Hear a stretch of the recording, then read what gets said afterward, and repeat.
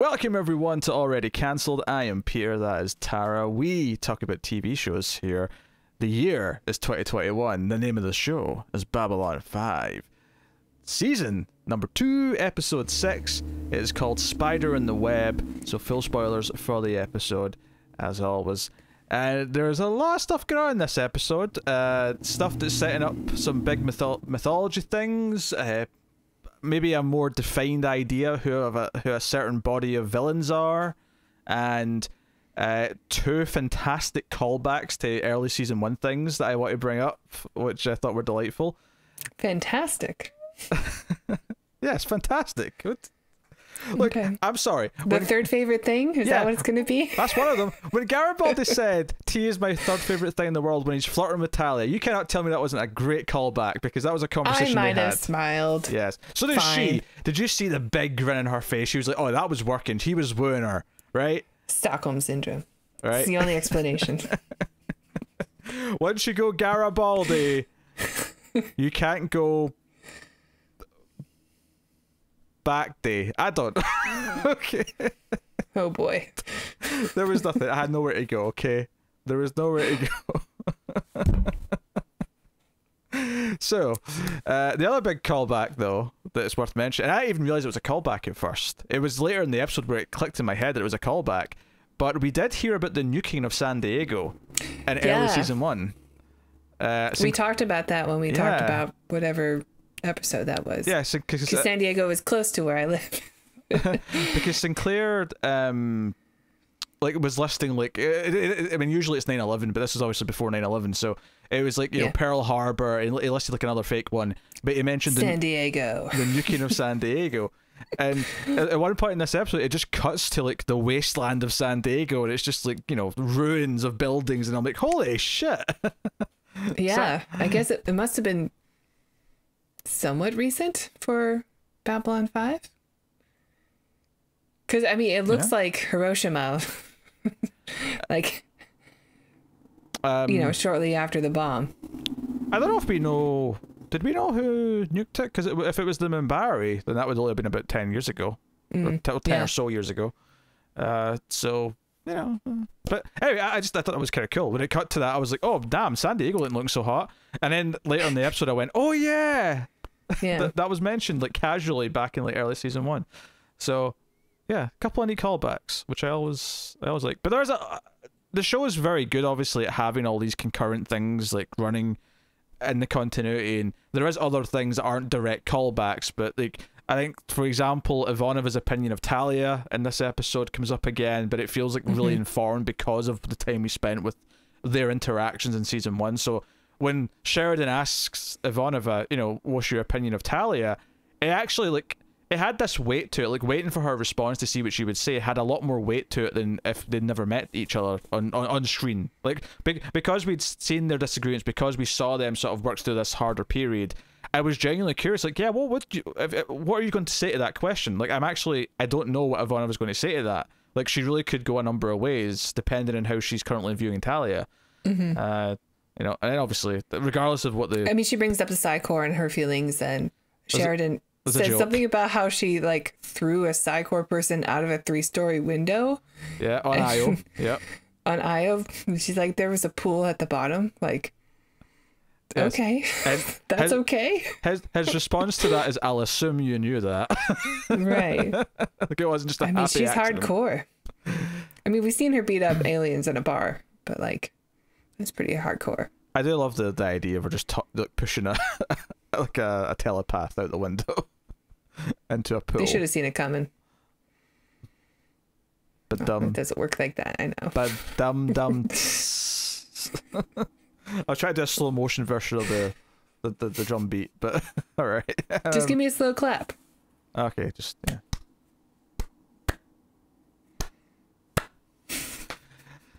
So yes, the premise of this episode. So actually, this is almost becoming a running thing, even though we talked already for like 5 minutes. But it's becoming a running thing in these reviews to start off with the insane guest stars, of which there are 4 notable guest stars in this episode. Not all of them I could have named you by name, but they're like. So first of all, Adrienne Barbeau, who's like a B movie like queen. from a bunch of John Carpenter stuff, other, various things throughout the 80s. Thing. Creep Show, of course, The Fog, Escape from New York, a bunch of stuff, right? And then in walks the guy she's there to meet, and I didn't recognize his face right away, but as soon as he started talking, I'm like, she's a radio DJ in The Fog. Yes, that's right. Tyler's just 30 seconds behind, but yes, that's right. Sorry. But I hear this guy's voice, and I'm like, that's Mr. Takagi. That's Mr. Takagi from Die Hard. I know that man's voice. I can hear him introducing John McClane to the party and being like, welcome, blah, blah, blah, I can hear his voice. So that's two of them in the same scene. And then the villain of the episode, who I couldn't have told you who it was, but I knew his face, so when I looked him up, I was like, oh, this is the main dude from The Warriors, which obviously was from the end of the 70s, so a bit of time has passed, but that's him. I don't think I've ever seen The Warriors. Yeah, well, it's alright. But and then the one that I didn't even notice that you pointed out, which is insane, because because even once you told me this and I looked at her again in the episode, I'm like, I still can't really see it, and I also think she looks older than this than she does in Arrested Development. At least the early seasons of Arrested Development, but it's Lucille Bluth. It's Jessica Walter. Not only that, but her name appears while her character is on the screen, and you still didn't recognize it. Now, to be fair, I didn't know the actress's name. Okay, so it's not like it was a sign for me, even though technically, yes, her name was on the screen with her face. I've watched Arrested Development 100 times, so yes. I was very excited, and I looked up. So slight spoiler, but I looked up to see if she comes back, and she doesn't, which is just so disappointing. I wanted her to be the big villain. It feels like she could have came back given the role she plays, because she's someone from Earth, some high ranking she's person. A senator. Yeah. So I felt like she could have done, but obviously, whatever. They cycle through these senators and high ranking politicians. There's no tomorrow.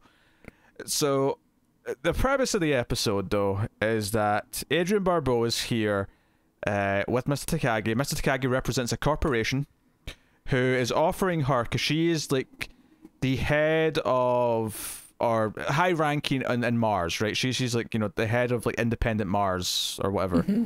And she is there to negotiate with him because he's got a plan, a business proposal that will offer Mars a chance to become independent through economics and through opportunities that would move away from bloodshed, because we've heard of Free Mars Trouble movement. On Mars. We've heard of this before, and attacks and whatnot, and rebels and so on. Yeah, Garibaldi lost his ex-girlfriend or something, right?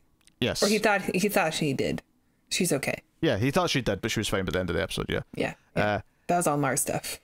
And he's there to present this. Talia, who we've not seen in a few episodes, she's there to be the psychic mediator. Is Talia is her rate 1 out of 6 episodes she shows up in? I noticed she's in the next one as well. She's in 2 back to back, which is is this because she was a forced hire because they wanted to replace the girl that was not as attractive as her?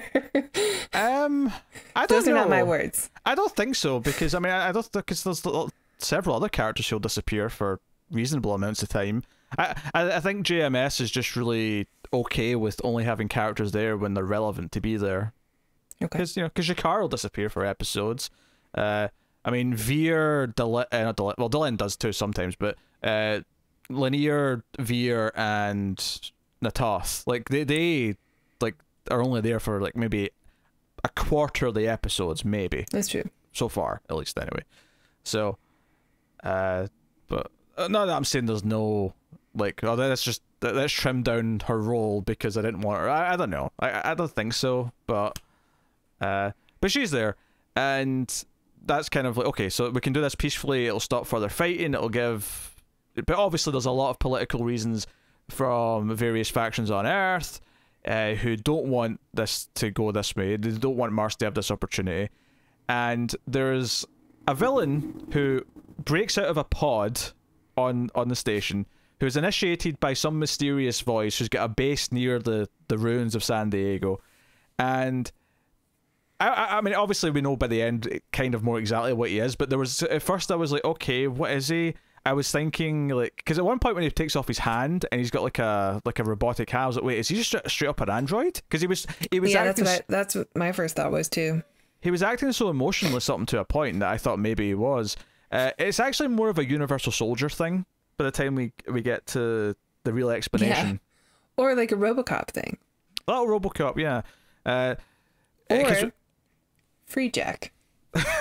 Don't sully this with Free Jack. Don't sully it with Free Jack. No, but so yeah, we get a lot of stuff. Sheridan, luckily, he's like really into like conspiracies and he's really into all this stuff. So he has kind of some of this intel, and he talks about how there was like cybernetic like experiments in the 30s, and I assume he means the 2230s specifically. But it didn't work, right? It didn't work, and he's telling Garibaldi about this, and we find out that but there's like rumors that they tried like working on like you know dead patients or near death patients, people in comas, things like that, and it's like that's really sort of off the books. No one's supposed to be doing it, kind of thing. Yeah, which sounds like they got the reanimator. Kind of, yeah. Who's been on the show? Yes, yeah. Jeffrey Combs. Who has been on the show? So yeah, there's so much like mythology stuff actually in this episode. Like, yeah, definitely. In different ways. We have zombies in this episode. Cyber zombies. Cyber zombies. Yeah, very different. We had cyber wizards, or future wizards. Technomage, I believe, was the term they went with, but yeah. No, like I thought that was interesting, like going with that stuff. But then we also find out later that Sheridan has actually like been aware, because that scene. So if we go back to the Seal Bluth scene, right, where at the start of the episode we've been introduced to Adrian Barbeau, we've been introduced to Takagi, and they're starting their meeting about, okay, this is what this opportunity is for Mars. Yeah, Talia's there to be like the mediator of like the lies. Yeah, making sure everything's in the up and up. Right. And to be fair, the stuff that she sort of points out is slightly dishonest. Isn't that dishonest? It's just like she's just being careful. Yeah, she's being careful. She's being coy, but she's saying no. Hey, like, well, because once Barbeau leaves the scene, she's like, yeah, no, she's into it. She's a bit, she has some doubts, but she likes the idea. So maybe this has got a future. Blah blah blah. But the same with Lucille Bluth, right? She's the senator, and she calls Sheridan. He's like, hey, so this man, Mr. Takagi, is meeting with Adrian Barbeau to talk about Mars, and this is not in Earth's interest, so we would like you to intervene. And further, improving my opinion of Sheridan as a character, he basically says, this isn't my job. This is not what I'm here to do. I don't spy on people. Yeah. Like, this is... Babylon 5 is supposed to be a peaceful place where people can meet and negotiate. Yeah. This is not... It's the opposite of what we're here for. Yeah, so he basically, it's one of those things where he's a bit more stern than Sinclair was, but ultimately when he's pushed into a corner, he will stand up for the point of this place. So that's kind of like, I think this episode more than anything so far kind of really sets him up as, no, he is a morally strong character who we can sort of root for and get behind. Yeah, the only time he doubts it is, I guess, because the senator puts in his head that Takashi is not there for the best interest of anybody. Like, he's trying to start a revolution that will result in more bloodshed. But when the zombie assassin kills him, he shouts out "Free Mars." And so because he's programmed, I guess, to say "Free Mars," that puts a little bit of doubt in Sheridan's head. Like, well, maybe she was right. Maybe like the Free Mars movement doesn't like him because he's not actually helping them. But to his credit, he doesn't think that for long. Like he immediately starts questioning like all the inconsistencies, and even in the scene at the start when she says that, he's immediately skeptical. Like he has this look in his face that he's not liking these orders that he's hearing. He's clearly he's noticing an agenda here. He's noticing that there's something to this that's going unspoken. I think he trusts Talia. And when she vouches for his character and says that was not his intent at all, I've been in his mind. I know. Sheridan believes her. Well, he doesn't trust her right away. He goes to Ivanova and asks her if he should trust her. Right.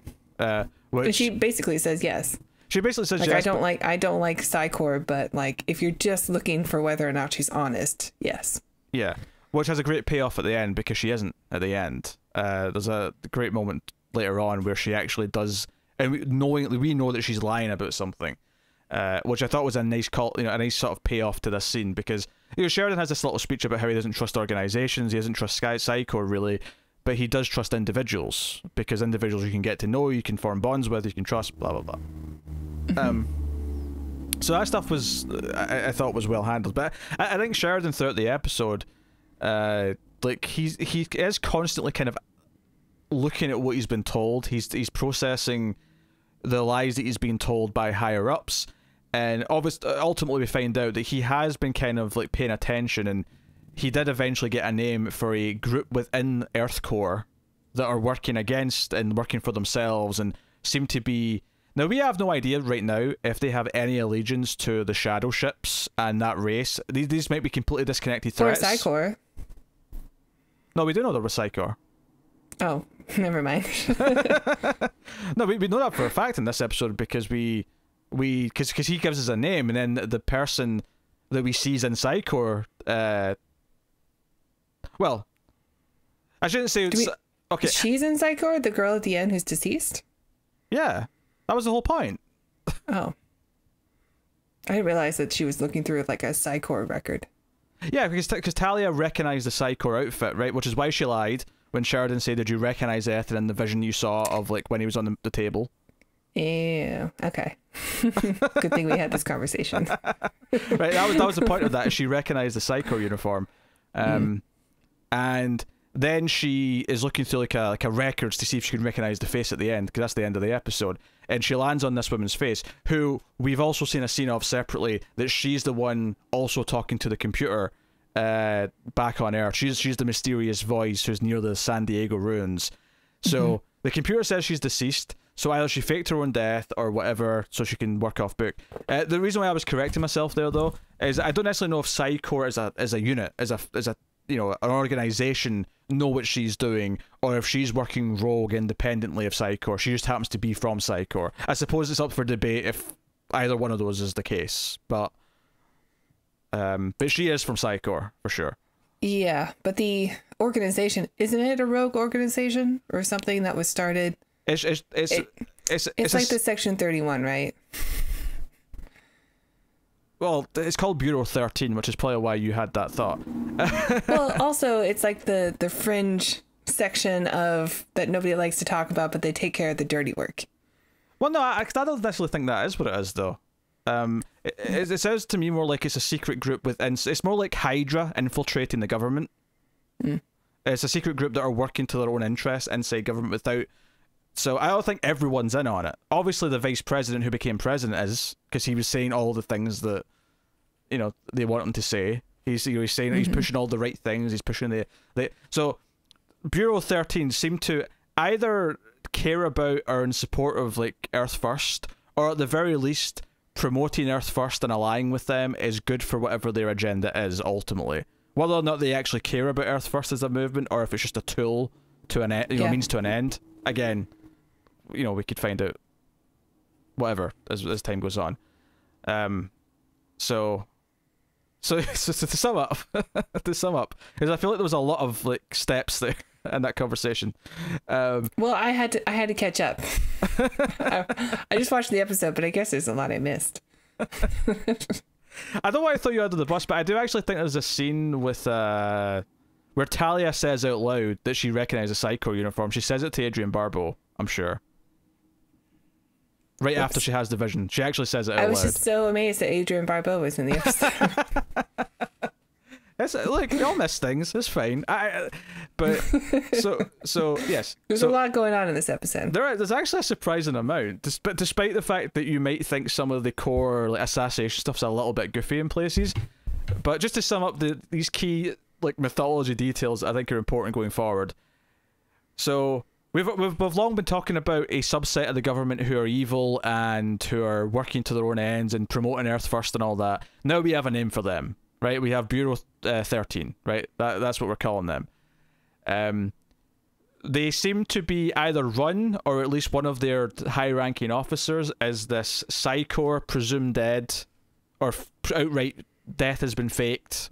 That Talia sees. It's like the assassin guy where she was brought back from the dead. I don't think so, because she was there. You don't think she's part psychor, part psychic, part cyborg? Cyborg? I mean, that is clearly a VHS from the 90s waiting to be released. But where's the Italian knockoff? I want to see it.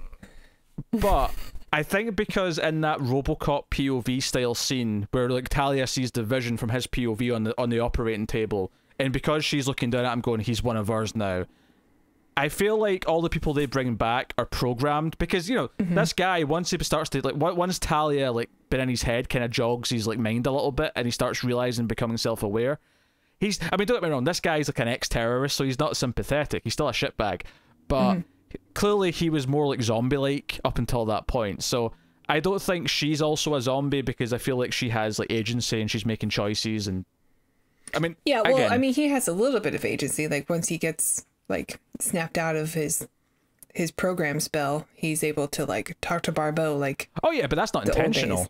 Yeah, but that's not intentional though. That's just the happenstance because of he snapped out of it.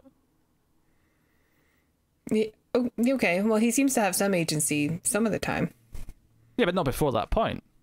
I mean, can you name any moment before his encounter with Talia where she sees into his head where he shows any? No, but I mean, she's able to get into his head and knock something loose, so maybe the Psychor lady is able to do it to herself. I don't know the rules. Wait, are you arguing that because we see him accidentally be knocked loose, that she is intentionally operating that way on behalf of Bureau 13? No, I don't know what I'm saying yet. Okay, I'm working on it. I have no idea what you're saying. This logic is insane to me. What are you talking about? Look, this episode's complicated. There's a lot going on.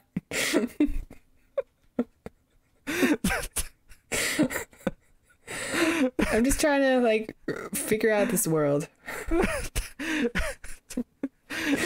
I'll put it, okay, just, right, again, they could give me more information, but at least the impression I get right now is that he is operating like a programmed zombie, because they even say, when they're talking about how they program his head, that they're playing, like, his death in a loop in his head to control him. Yeah, it's very, like, Black Mirror-esque, you know? Yeah.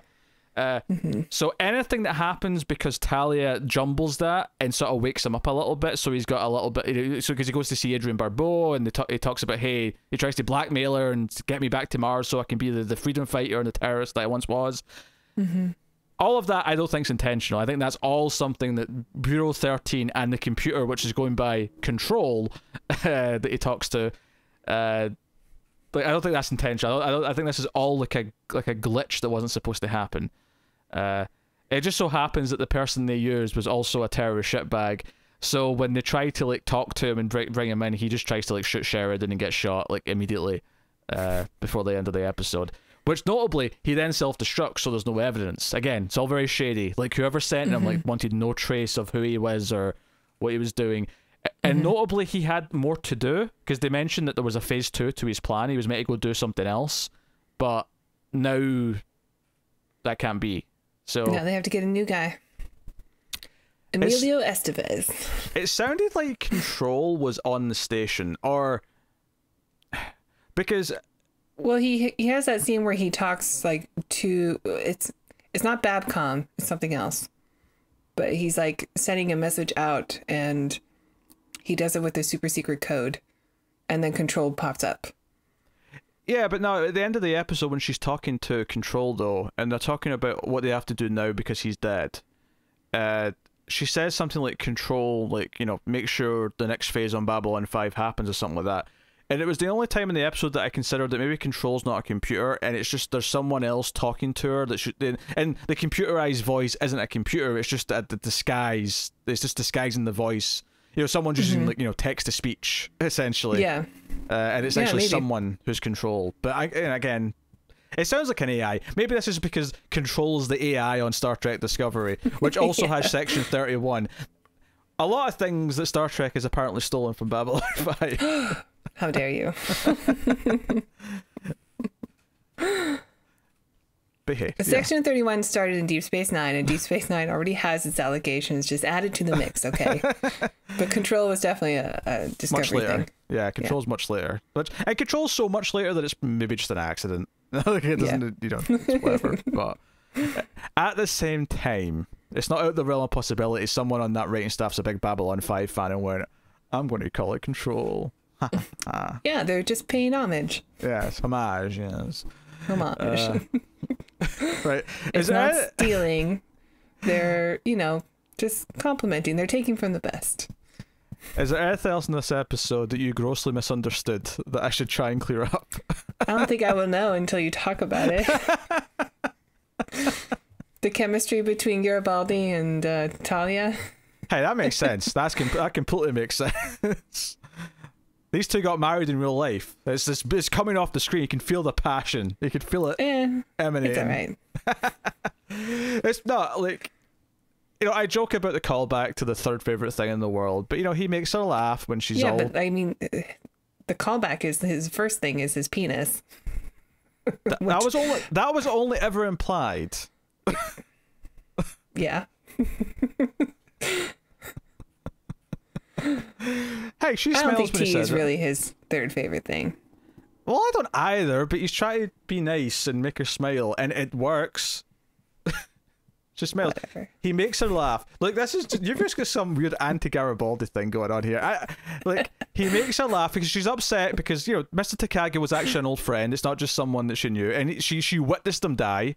You know, Cyber Zombie has cybernetic hands got like an electric charge that like fries him. So she's in distress. She's getting security escort.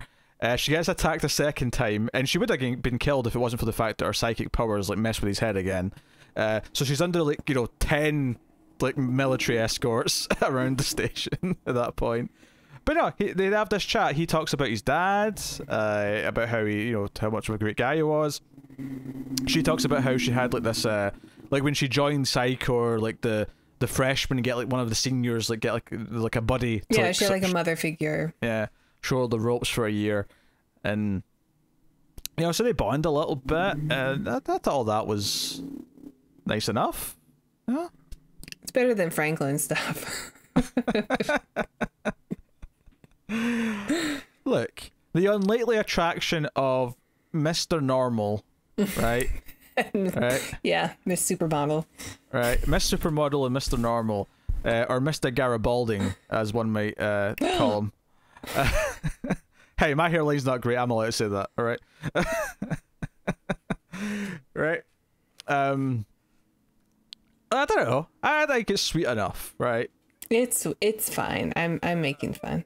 Yes. Hey, there was other mythology stuff that was actually kind of just like, because some other Sheridan thing I really liked is at the right at the start of the episode, he seems to just be enjoying being captain. He's like, oh, what's on the itinerary? And Ivanova is listing things off, and he's like, it's good to be captain. I think Ivanova is also enjoying her promotion of extra responsibility because she's like quick to volunteer. And absolutely. But they have this conversation about whatever they were, you know, whatever the conference was for that day, we don't see. And they talk about a species that might join Babylon 5. And they talk about how Sheridan's ship was the ones who made first contact with them. And started with a T. It was Takar, I think, some of that. But he talks about how the ship was like a cloud and how they deciphered our language very quickly, but it took us a day to make heads or tails of any of their words.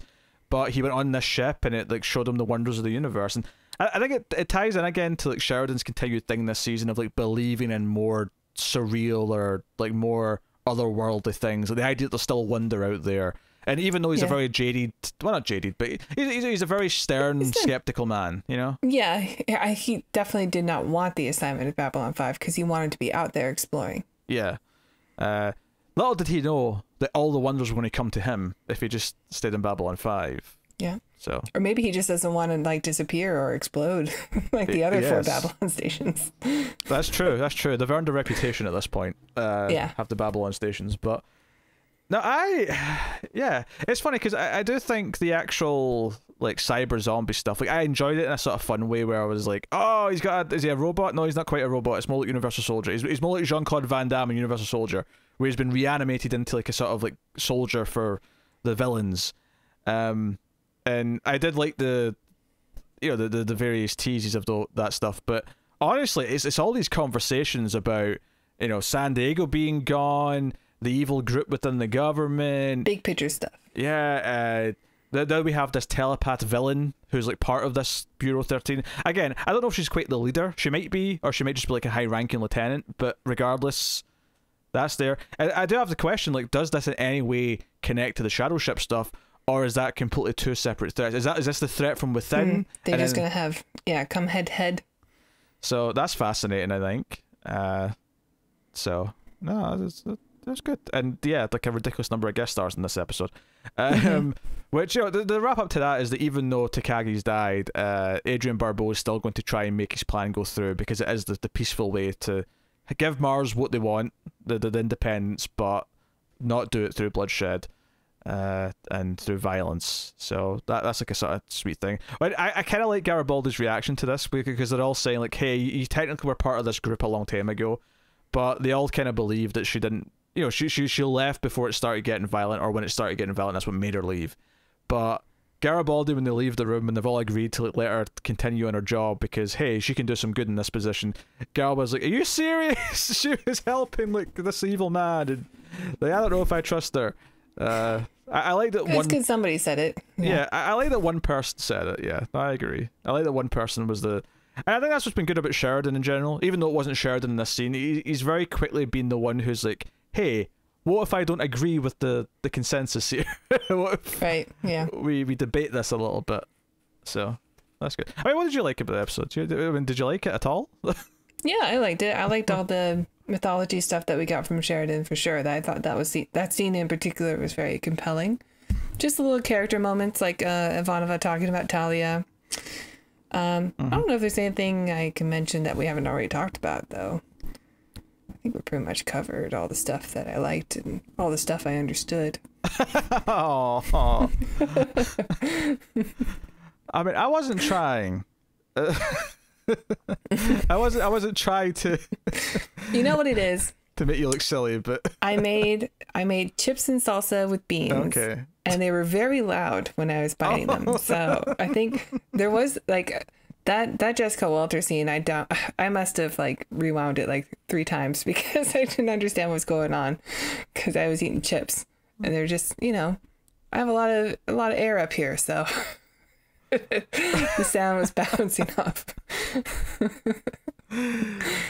No, there was a lot going on in the episode.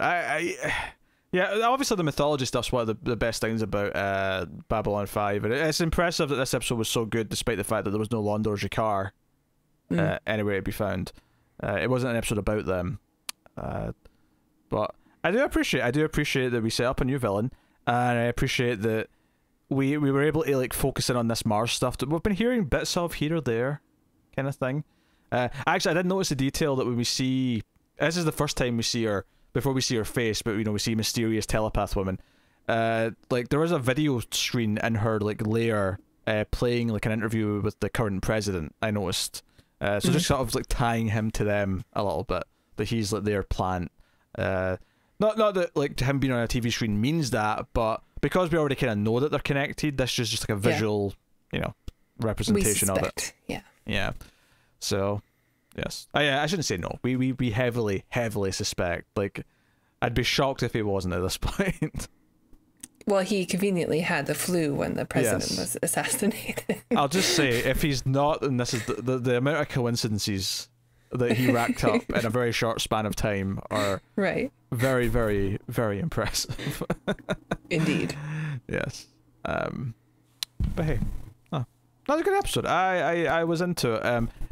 It's all the juicy sort of build up stuff that I really like in this show. So hey ho. So yeah, there you go. That is Babylon 5 episode 6 of season 2. We'll be back next time. Of course, you can hit the like button on the YouTube. It's very important. It is the YouTube algorithm that dictates success on this damn platform. So hitting the like button, subscribing and commenting all do help us out immensely. Oh god, what are you doing? Look, Skype has 5 emojis and one of them is a thumbs up, okay? But you hate emojis. I do, I never use them. Tara, promote Patreon, will you? Yeah, if you enjoy our reviews for some reason. please check out our Patreon page. It's patreon.com/AmalaPlusTV, and if you donate as low as $1 per month, you'll get access to bonus episodes for other shows we do, including The Ace, which is where we watched Free Jack. So you can see the connections. Yeah? Huh? Okay. And if you donate $5 per month, you'll get access to these episodes 1 week early.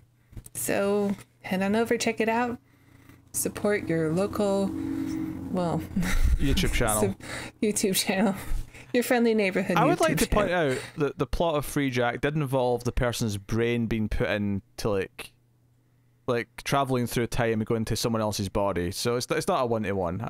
I do think. Well, they took them because they were about to die. They take someone who's on the brink of death and just the last millisecond take his body. But Universal Soldier is more direct, like almost one-to-one. Yeah, but I've never seen that movie. Okay, fair point. But Universal Soldier is literally dead soldiers being programmed to be military zombies, and then over the course of the film, Van Damme. It sounds awesome, despite it being a Roland Emmerich film. It's his best movie, right? But over the course of the film, Van Damme starts to remember who he is and what his past is. So it's a one-to-one. That's. I mean, and this did come after it. So I mean, this could have had some inspiration from Universal Soldier. Maybe we should check it out one day.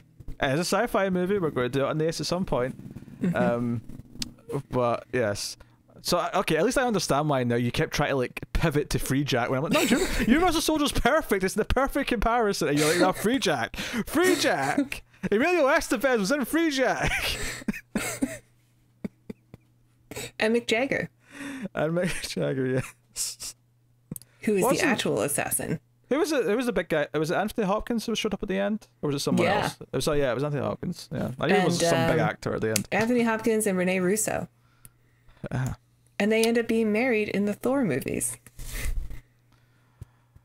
Yes, go check out the bonus episodes of The Ace on Patreon for such tidbits. So many connections. It was a weird review. Sorry, guys. I like the episode. I like the show. Yes. Looking forward to the next one. Yes, which Tower's going to pay complete attention to. I will. I promise I won't eat chips when I watch Babylon 5. This was a particularly heavy episode. Lots of details. I have to pull you. I have to make fun of you for it, because if I don't, the comments are going to be mean. Okay. Don't be mean. Be nice. All right, that is us. Thank you very much once again for watching or listening. We always appreciate it. Keep watching Babylon 5. Just don't give away the home world.